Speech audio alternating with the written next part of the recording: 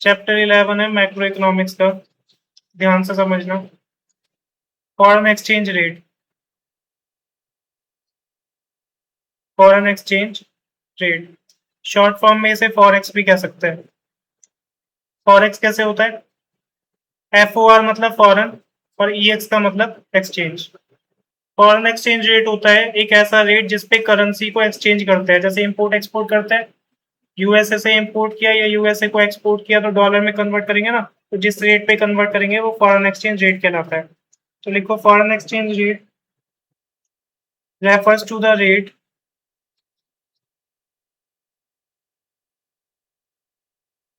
at which one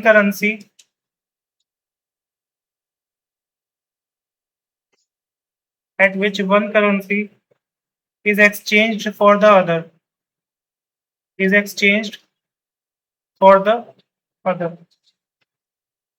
तो एक currency को हम दूसरी करेंसी से जब एक्सचेंज करते हैं जिस रेट पे, that is called foreign exchange rate.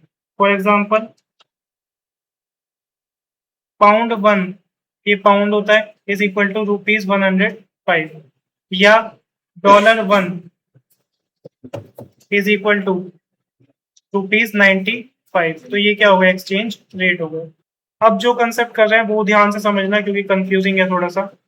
लिखो currency depreciation, currency depreciation. Currency depreciation में क्या होता है? सपोज करो 1 अप्रैल 2025 को $1 इंडिया के 80 रुपीज के बराबर था, ठीक है। अब क्या हुआ? 10 नवंबर 2025 को सपोज करो ये $1 ₹90 के बराबर हो गया। तो इस केस में हमारा रुपीज जो है वो 80 से 90 हुए, देख के तो ये लग रहा है। लेकिन पहले हमें इंपोर्ट करने पे 80 रुपए देने पड़ रहे थे $1 के बदले, अब कितने देने पड़ेंगे? 90 देने पड़ेंगे। तो जैसे जैसे ये गैप बढ़ता जाएगा 80 से 90, 90 से 95 या फिर 100 होगा, इसका मतलब करेंसी इंडिया के रुपीज क्या हो रहा है? वीक हो रहा है। इंडिया का रुपी क्या हो रहा है? वीक हो रहा है। तो जब भी रुपीज बढ़ रहा है मतलब उसे कहेंगे वीक हो रहा है, क्योंकि ज्यादा पैसे देने पड़ेंगे। तो ये हमारा वीक हो रहा है, तो इसे कहेंगे करेंसी का डेप्रीशिएशन। तो अमाउंट पे मत जाना, किस पे जाएंगे? वैल्यू पे जाएंगे। अमाउंट पे नहीं जाएंगे, किसको देखेंगे? वैल्यू को। मतलब करेंसी हमारी वीक हो रही है या स्ट्रांग हो रही है। समझ आया? अब सपोज करो इंडियन इकोनॉमी में इंप्रूवमेंट आई और 15 अप्रैल 2026 को ये $1 सपोज करो हो गया ₹75। अब इस केस में हमारा कम हो रहा है, 90 से 75 हो रहा है। तो जब भी कम हो रहा है मतलब इंडिया की करेंसी क्या हो रही है? स्ट्रांग हो रही है। क्या हो रही है? स्ट्रांग। रुपीज क्या हो रहा है? स्ट्रांग हो रहा है। तो इसे कहेंगे करेंसी का एप्रिसिएशन। रुपी का क्या कहेंगे? एप्रिसिएशन कहेंगे। तो कंफ्यूज मत हो जाना, 80 से 90 हो रहा है तो वैल्यू डाउन हो रही है, करेंसी वीक हो रही है तो डेप्रिशिएट। लेकिन अगर सपोज करो 90 से 75 हो रहा है, 75 हो रहा है, तो स्ट्रांग हो रहा है मतलब एप्रिसिएशन। तो अमाउंट पे नहीं जाना, स्ट्रांग या वीक देखना है। तो यहां तक लिख लो पहले।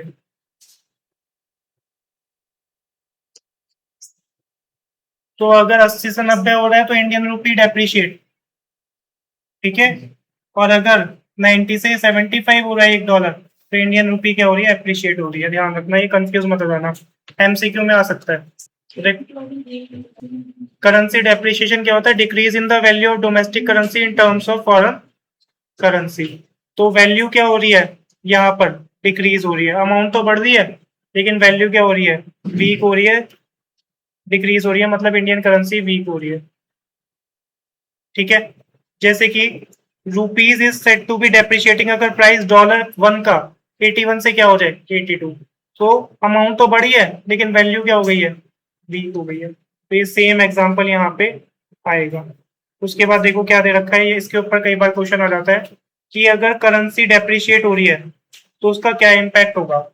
करेंसी डेप्रिशिएट हो रही है तो हमेशा एग्जाम्पल ध्यान में रखना कि अगर डेप्रिशिएट हो रही है तो डॉलर 80 से 90 हो रहा है, हमेशा तभी ये समझ आएगा जब डॉलर 80 से क्या हो रहा है? 90 हो रहा है, $1। $1 ₹80 से ₹90 हो रहा है, तो इसका मतलब क्या हो रहा है, डेप्रिशिएट हो रहा है। तो $1 इज इक्वल टू ₹80, यहाँ पर ये हो रहा है $1 इज इक्वल टू ₹90। अब सपोज करो $80 से 90 हो रहा है, तो हम इंपोर्ट बढ़ाएंगे या एक्सपोर्ट बढ़ाएंगे, सोचो। हम क्या करेंगे, एक्सपोर्ट बढ़ाएंगे। इसमें दिमाग लगेगा इस चैप्टर में। सपोज करो 1 अप्रैल 2020 को हमने एक्सपोर्ट किया यूएसए को, तब जो था $1 था आपका ₹80 का। अब यूएसए जो है वो 4 महीने बाद पेमेंट करेगा। पेमेंट कब करेगा, 4 महीने बाद, मतलब 1 अप्रैल मई जून जुलाई, 1 जुलाई 2020 को पेमेंट करेगा। सपोज करो ये $1 की वैल्यू उस टाइम ₹90 के बराबर हो गई, तो हमारे पास ₹80 आएंगे एक्सपोर्ट के बदले, या ₹90 आएंगे, ₹90। तो हमारे को ₹10 का क्या हो गया, ₹10 पर पीस का क्या हो गया, प्रॉफिट हो गया। तो अगर करेंसी डेप्रिशिएट हो रही है, तो उस केस में हम एक्सपोर्ट को क्या करेंगे, बढ़ाएंगे, क्योंकि यहाँ पर हमें क्या हो जाएगा, प्रॉफिट हो जाएगा। समझ आया, प्रॉफिट हो जाएगा ₹10 पर पीस, ₹10 पर पीस। तो सपोज करो 1 लाख पीस बेच रहे हैं या 20 लाख पीस बेच रहे हैं, तो प्रॉफिट क्या होगा, बहुत ज्यादा हो जाएगा। दूसरा, इंपोर्ट क्या हो जाएगा, डिक्रीज हो जाएगा। इसका उल्टा, सपोज करो हम इस बार यूएसए से इंडिया इंपोर्ट कर रहे हैं, 1 अप्रैल 2020 को इंपोर्ट किया, $80 था। अगेन 4 महीने बाद पेमेंट करनी है, तो पे करेंगे 4 मंथ लेटर, 1 जुलाई 2020। ठीक है। अब यहाँ पर अगर ₹90 हो गया, तो एक बात सोचो कि हमें 80 में तो हमने खरीदा था, पेमेंट कितनी करनी पड़ रही है, 90 की, तो ₹10 का क्या हो रहा है, लॉस हो रहा है। ठीक है, ये बनाना पड़ेगा, ₹10 का क्या हो रहा है, लॉस हो रहा है। तो हम इम्पोर्ट को क्या करेंगे, कम करेंगे। इम्पोर्ट को क्या करेंगे, कम करेंगे। एक्सपोर्ट में फायदा हो रहा था, तो एक्सपोर्ट को क्या किया था, इंक्रीज किया था। ठीक है। उसके बाद दे रखा है इंक्रीज इन नेशनल इनकम। इससे हमारी नेशनल इनकम क्या होगी, इंक्रीज हो जाएगी, क्योंकि एक्सपोर्ट इंक्रीज हो रहा है, इम्पोर्ट फॉल कर रहा है। तो किसी भी कंट्री की नेशनल इनकम कब बढ़ती है, एक्सपोर्ट बढ़ता है, और इम्पोर्ट क्या होता है, फॉल करता है, जिसे हम कहते हैं net export, export minus import will increase. ठीक है। तो इसमें ध्यान रखना, जो मैं हाईलाइटेड क्वेश्चन कर रहा हूँ वो लिखना पड़ेगा, और as well as first point के साथ ये वाला बना लेना, और सेकंड पॉइंट के साथ ये नीचे वाला बना लेना, तो समझ आ जाएगा। तो लिखो ये पूरा हाईलाइटेड क्वेश्चन।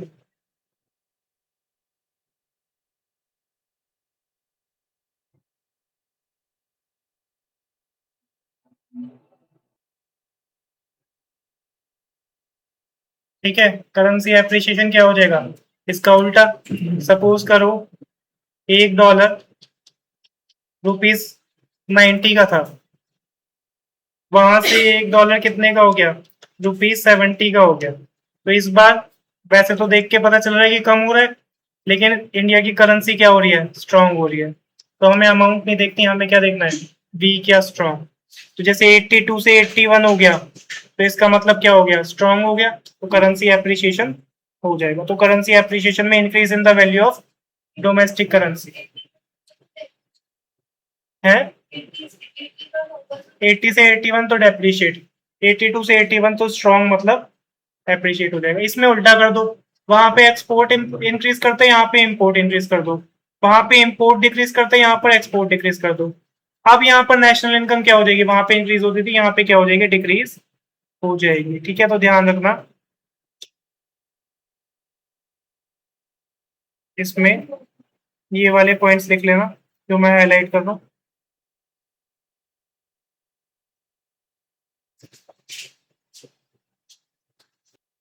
तो करेंसी डेप्रिसिएशन याद कर लो, एप्रिसिएशन क्या कर देना, उल्टा कर देना। तो एमसीक्यू में आ सकता है कि 82 से 81 हो रहा है $1 इंडियन रुपीज में, तो इसका मतलब क्या हो रहा है, कंफ्यूज मत हो जाना, appreciate. Amount decrease, it means appreciate, and vice versa.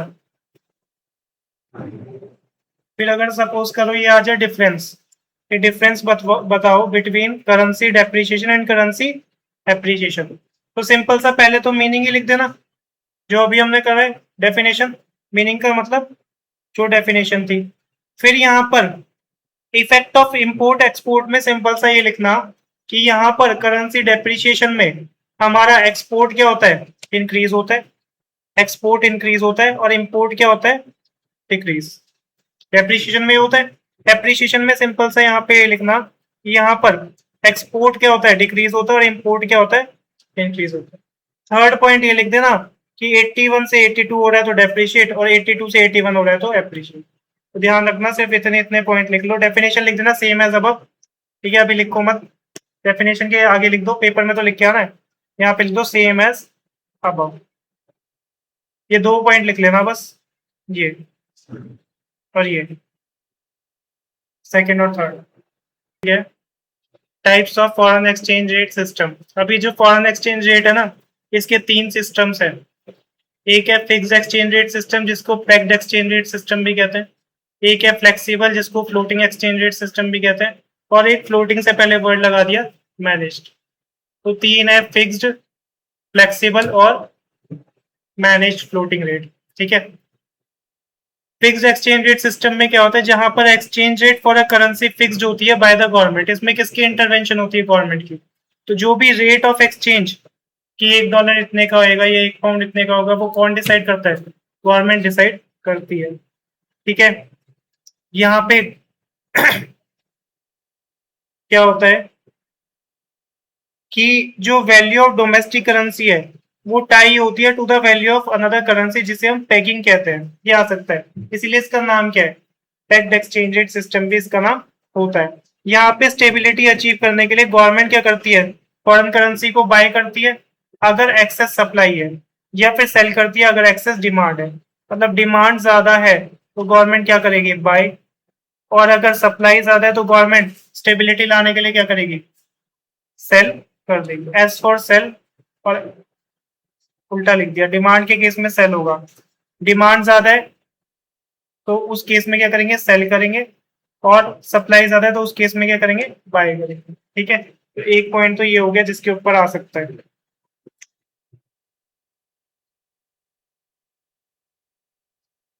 ठीक है, दूसरा ये कि यहाँ पर 2 करेंसी को टाई किया जाता है जिसे हम क्या कहते हैं, पैकिंग कह देते हैं। तो यहाँ तक लिख लो, 3 सिस्टम है, और फिर ये वाला पॉइंट, फिर हाईलाइटेड, और फिर ये वाला। उसके बाद एक एमसीक्यू में ये पॉइंट आ सकता है कि वैल्यू ऑफ करेंसी फिक्स्ड होती है in terms of some other currency और इन टर्म्स ऑफ गोल्ड, जिसे हम पैरिटी वैल्यू कहते हैं। जो इंडिया के रुपीस की करेंसी है ना, या तो वो अदर करेंसी जैसे डॉलर पाउंड के कंपैरिजन में फिक्स होगी, या फिर गोल्ड के फॉर्म में क्या होगी, यहाँ पर गोल्ड के फॉर्म में क्या होगी, ये वैल्यू हमारी फिक्स्ड होगी। ठीक है, तो जैसे ये कह सकते हैं कि $1 इज इक्वल टू 90 रुपीज, ये तो इन टर्म्स ऑफ अदर करेंसी हो गया।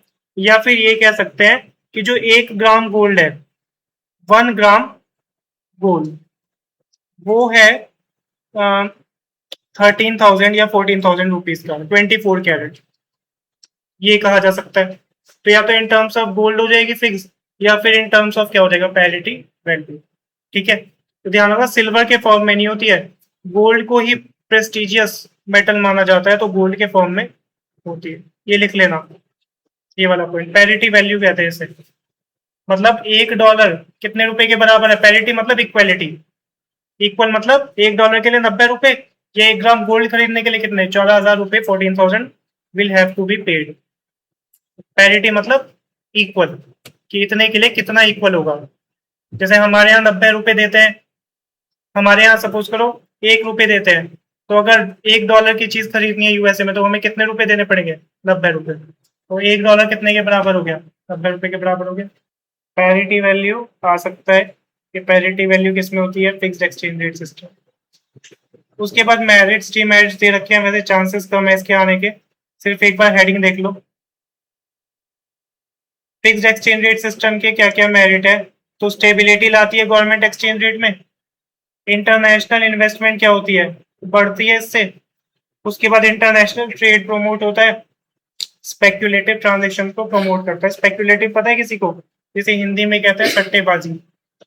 ठीक है, स्टॉक मार्केट में एक डेरिवेटिव्स होता है, फॉरवर्ड फ्यूचर कॉन्ट्रैक्ट होता है, जिसमें स्पेक्यूलेशन होती है, जिसे सट्टेबाजी कहते हैं, उसको प्रिवेंट करता है, वो गलत तरीका होता है। ठीक है, तो यहाँ पर मेरिट्स में सिर्फ और सिर्फ हेडिंग लिख लो, चांसेस कम है लेकिन बाई चांस आ जाए। Stability in exchange rate, international investment को प्रमोट और इंटरनेशनल ट्रेड को भी प्रमोट। स्पेकुलेटिव ट्रांजैक्शन को क्या करता है, प्रिवेंट करता है या कम करता है।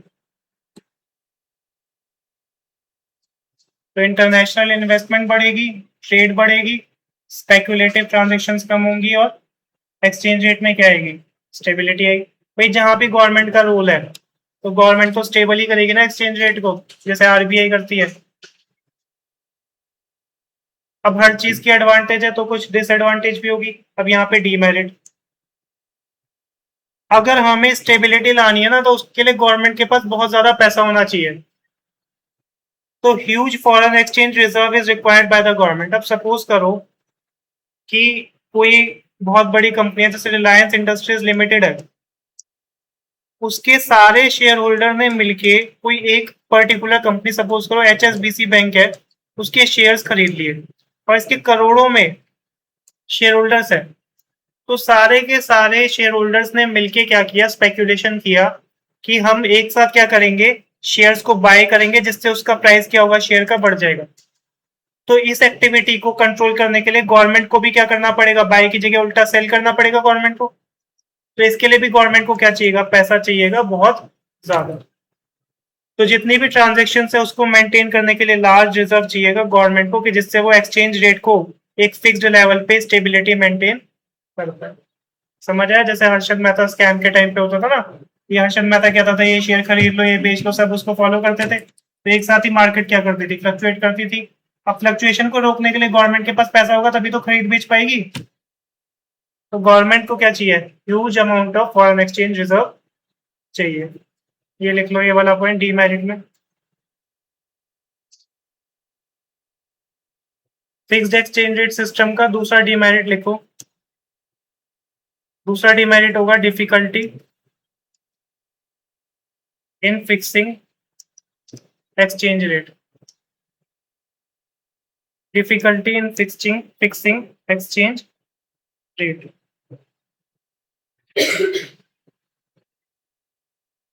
ठीक है, यहाँ पर ना एक्सचेंज रेट को फिक्स करने में एक डिफिकल्टी होती थी, ड्यू टू, क्योंकि ओवर वैल्यूएशन और अंडर वैल्यूएशन हो जाती थी करेंसी की। ड्यू टू ओवर वैल्यूएशन या अंडर वैल्यूएशन ऑफ करेंसी, क्योंकि मार्केट से प्राइस को मैच करना है ना। अगर मैच नहीं कर पाए तो या तो ओवर होगा प्राइस मार्केट से, या क्या होगा, अंडर होगा, मतलब कम प्राइस होगा। फ्लेक्सिबल एक्सचेंज रेट सिस्टम का दूसरा नाम क्या है, फ्लोटिंग। इसमें क्या होता है, एक्सचेंज रेट गवर्नमेंट डिटरमाइन नहीं करती, forces of demand and supply क्या करते हैं, डिटरमाइन करता है। Market forces of demand and supply, जो अलग अलग करेंसी के फॉरेन एक्सचेंज मार्केट में प्राइस चल रहा है, वो प्राइस क्या करेंगे, डिटरमाइन करेंगे एक्सचेंज रेट सिस्टम, फ्लेक्सिबल वाला। ठीक है, यहाँ पर गवर्नमेंट की कोई इंटरवेंशन नहीं होती। इंटरवेंशन का मतलब क्या है, कोई भी इंटरफेरेंस नहीं होती है। ठीक है, इसको फ्लोटिंग भी कहते हैं और फ्री एक्सचेंज रेट सिस्टम भी कहते हैं। तो बस ये 3 पॉइंट लिख लो।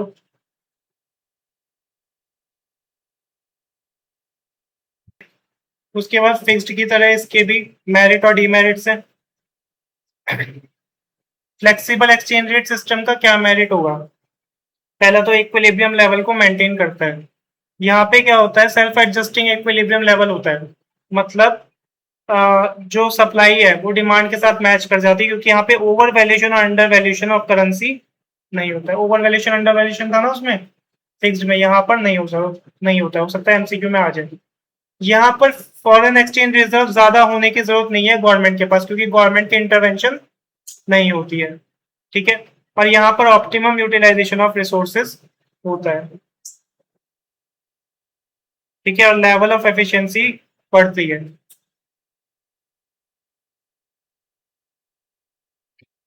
तो ये पॉइंट लिख लो, 1 2 3 मेरिट्स। हाईलाइटेड वाला पोर्शन लिख लेना अंदर, लिख लिया ये। अब डीमेरिट्स उसका उल्टा कर देंगे, वहां पे स्टेबिलिटी था, यहाँ पे इनस्टेबिलिटी इन एक्सचेंज रेट आ जाएगा। वहां पे स्पेक्यूलेटिव को प्रिवेंट करता है, यहाँ पे स्पेक्यूलेटिव क्या होती है, इंक्रीज होती है। ठीक है, तो यहाँ पर स्पेक्यूलेटर्स जो है वो मैनिपुलेट करते हैं मार्केट को और एक्सचेंज रेट को कम या ज्यादा रखते हैं। यहाँ पर इन्फ्लेशनरी सिचुएशन होती है, मतलब प्राइसेस क्या हो जाते हैं, बढ़ जाते हैं इंपोर्ट के डेप्रिसिएशन होने की वजह से। ठीक है, तो ये हाईलाइटेड पोर्शन लिख लो बस यहां तक का। तो एक बार फिक्स्ड और फ्लेक्सिबल एक्सचेंज रेट में क्या डिफरेंस है अगर आ जाए, तो ये फिक्स होता है, गवर्नमेंट करती है गोल्ड में other currency by government, fixed वाला। और ये कौन करता है, forces of demand and supply, market forces. Government का कंप्लीट कंट्रोल होगा जब गवर्नमेंट फिक्स करेगी, ठीक है ना। और यहाँ पर गवर्नमेंट का कंट्रोल फ्लेक्सिबल में नहीं होता है।